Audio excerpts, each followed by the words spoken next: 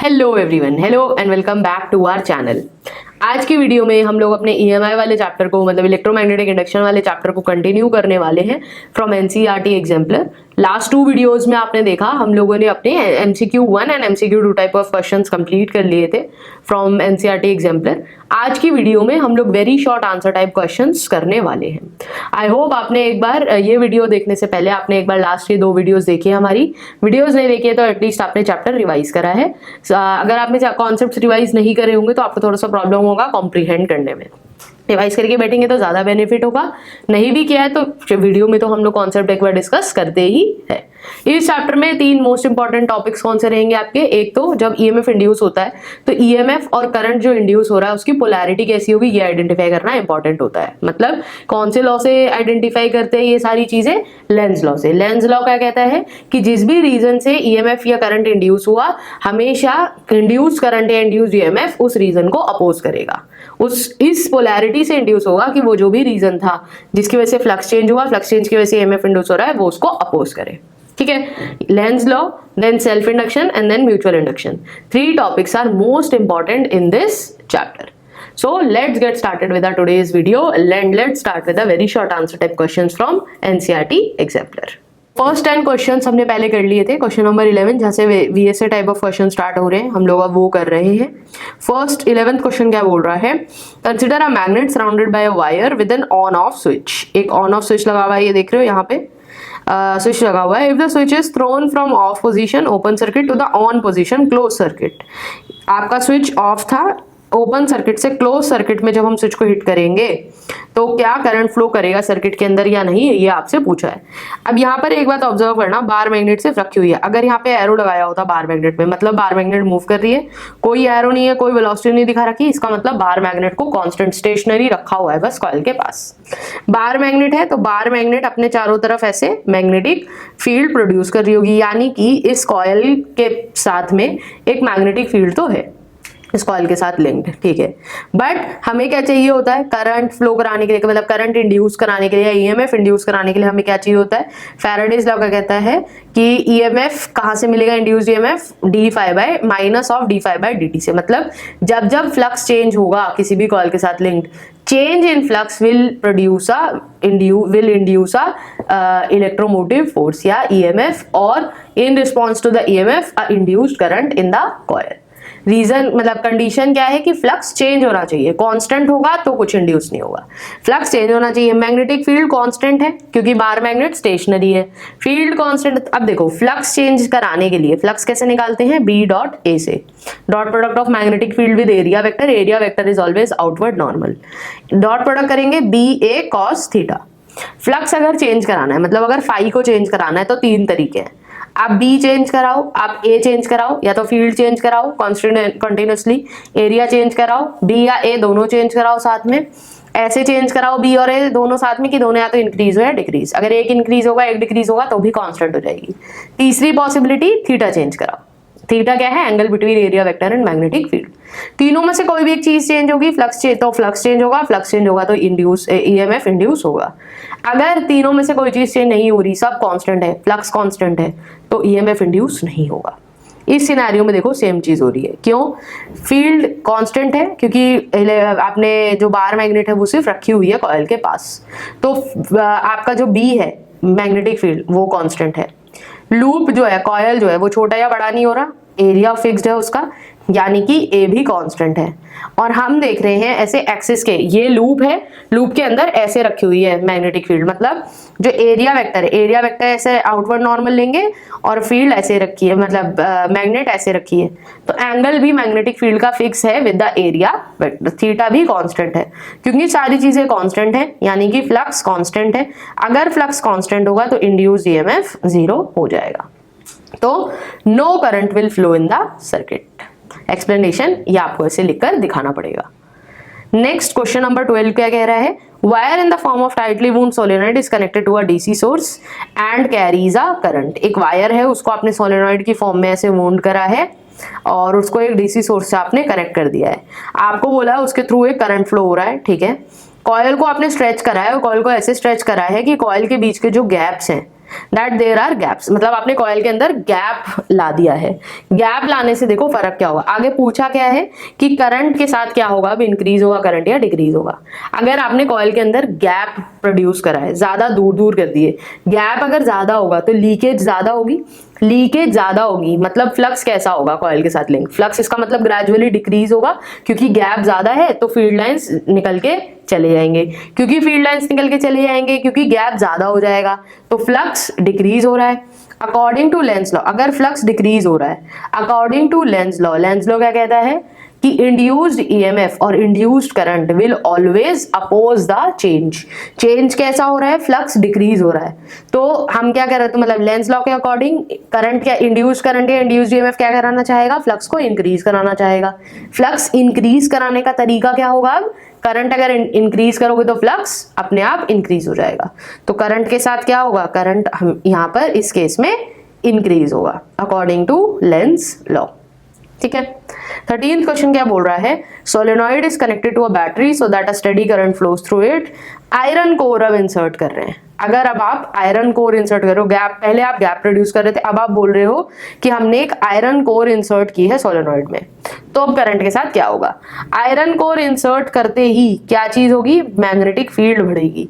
Magnetic field बढ़ेगी अगर, तो फ्लक्स के साथ लिंक्ड कॉइल के साथ लिंक्ड फ्लक्स क्या होगा, कॉइल के साथ लिंक्ड फ्लक्स इंक्रीज हो जाएगा।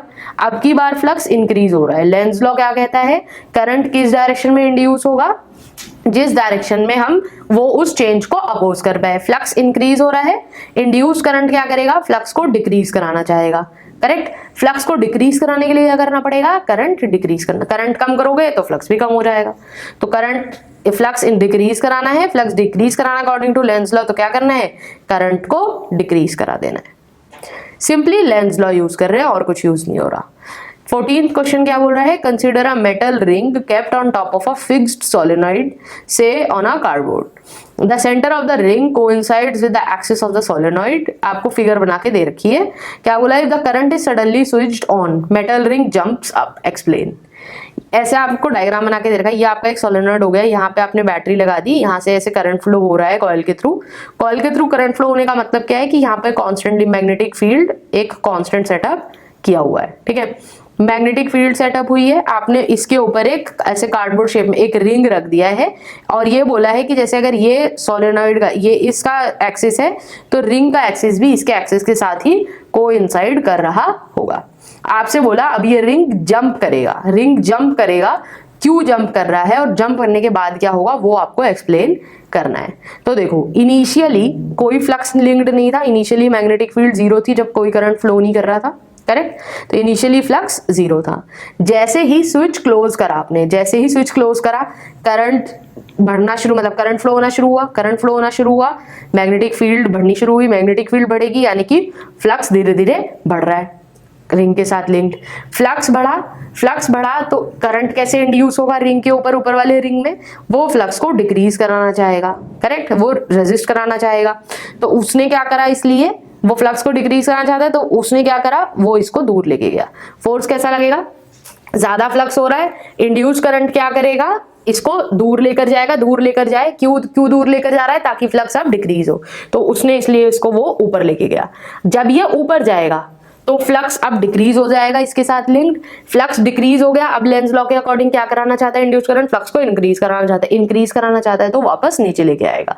तो रेगुलरली इसको jumping off the disc experiment भी बोलते हैं। डिस्क कंटिन्यूअसली जंप करती रहेगी, क्यों, ड्यू टू लेंज लॉ।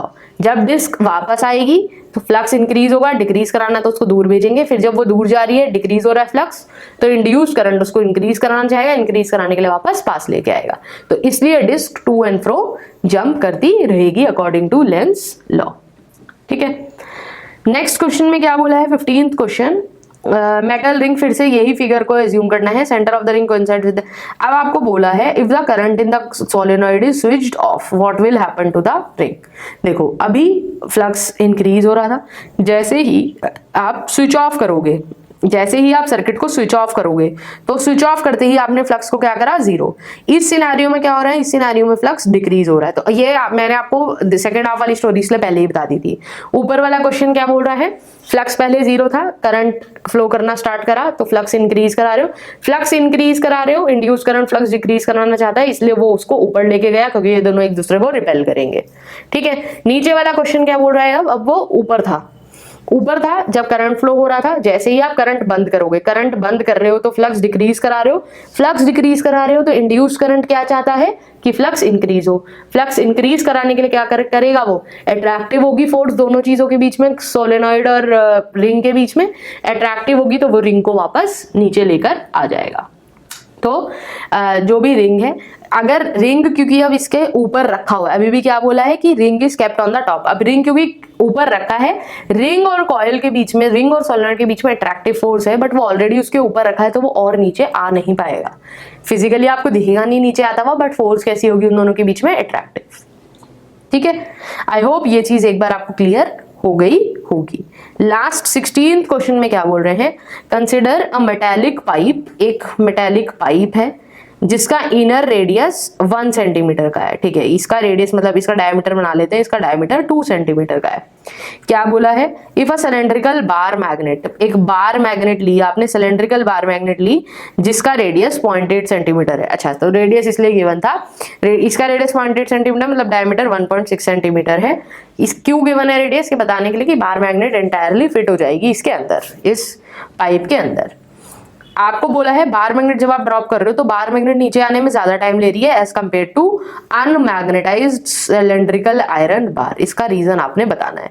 ये चीज देखो सेम एडी करंट के साथ लिंक्ड है। जब आप बार मैग्नेट को लेके आओगे, ये बाहर मेटल का पाइप है, मेटल का पाइप है मतलब कंडक्टर है। जब आप बार मैग्नेट को लेकर आ रहे हो, बार मैग्नेट अपने साथ क्या लेके आएगी, मैग्नेटिक फील्ड, क्योंकि बार मैग्नेट मैग्नेटिक फील्ड लेके आएगी तो मेटालिक पाइप के साथ लिंक्ड जो फ्लक्स है वो इंक्रीज होगा। फ्लक्स इंक्रीज होगा तो करंट इंड्यूस होगा, मतलब ईएमएफ और करंट इंड्यूस होगा। अब क्योंकि मेटालिक पाइप है तो मेटालिक पाइप की रेजिस्टेंस कम होगी, रेजिस्टेंस कम होगी तो जो करंट इंड्यूस होगा वो बहुत ज्यादा हाई वैल्यू का करंट इंड्यूस होगा, जिनको हम एडी करंट्स बोल रहे थे। तो जब ज्यादा करंट प्रोड्यूस हुआ तो करंट क्या करेगा, अब करंट की वजह से ये जो पाइप है, ये पाइप इस बार मैग्नेट के ऊपर एक फोर्स एक्सर्ट करेगा। तो इसलिए बार मैग्नेट का जो एक्सेलरेशन है, जिस एक्सेलरेशन से बार मैग्नेट नीचे आएगी, वो एक्सेलरेशन ग्रेविटी से कम होगा। ऑन द अदर हैंड जब आप एक सिंपल, आपने एक अनमैग्नेटाइज्ड सिलेंड्रिकल आयरन बार ड्रॉप करी, अनमैग्नेटाइज्ड है वो, उसके साथ उस अनमैग्नेटाइज्ड बार को जब आप थ्रो करोगे इस ट्यूब के थ्रू, इस पाइप के थ्रू, तो वो फ्लक्स चेंज नहीं करा रही, क्योंकि कोई फ्लक्स चेंज नहीं करा रही, कोई करंट इंड्यूस नहीं हो रहा, कोई करंट इंड्यूस नहीं हो रहा, कोई एडिशनल फोर्स नहीं लग रही है, अट्रैक्टिव फोर्स नहीं लग रही। क्योंकि कोई एडिशनल अट्रैक्टिव फोर्स नहीं लग रही तो इसीलिए जो अनमैग्नेटाइज्ड सिलेंड्रिकल आयरन बार है वो एक्सेलरेशन ड्यू टू ग्रेविटी के बराबर के एक्सेलरेशन से नीचे गिरेगा। बार मैग्नेट को क्या के साथ क्या हो रहा है, बार मैग्नेट को अट्रैक्टिव फोर्स लगाकर पाइप रोकना चाह रहा है, क्योंकि बार मैग्नेट ने इसके अंदर कॉयल के इस पाइप के अंदर करंट इंड्यूस कर दिया था। क्योंकि वो इसको रोकना चाह रहा है अट्रैक्टिव फोर्स लगा के, वो ऊपर की डायरेक्शन में अपोजिंग फोर्स लगा रहा है, इसलिए उसका एक्सेलरेशन ग्रेविटी से कम है। क्योंकि सिलेंड्रिकल आयरन बार अनमैग्नेटाइज्ड है, उस पर कोई फोर्स नहीं लग रही, इसलिए वो एक्सेलरेशन ड्यू टू ग्रेविटी से गिर रहा है। तो जिसका एक्सेलरेशन ज्यादा वो नीचे जल्दी पहुंचेगा। क्योंकि बार मैग्नेट, क्योंकि आयरन बार का जो आपका एक्सेलरेशन है वो ज्यादा है, इसलिए वो ज्यादा जल्दी नीचे आ रहा है। On the other hand bar magnet क्योंकि कम एक्सेलरेशन से फॉल कर रही है, इसलिए उसको ज्यादा टाइम लगता है नीचे आने में। So this was all about our today's video. I hope आप लोगों को एक बार बहुत अच्छा रिवीजन और एक बहुत अच्छी प्रैक्टिस मिली होगी सारे ही कॉन्सेप्ट्स की इस चैप्टर के। नेक्स्ट वीडियो में हम लोग अपना अगले वाला चैप्टर डिस्कस करने वाले हैं, which is alternating current. So stay tuned to the channel for more such videos. If you found this content helpful, then do like, share and subscribe to our channel. Thank you so much for watching the video. See you in the next video.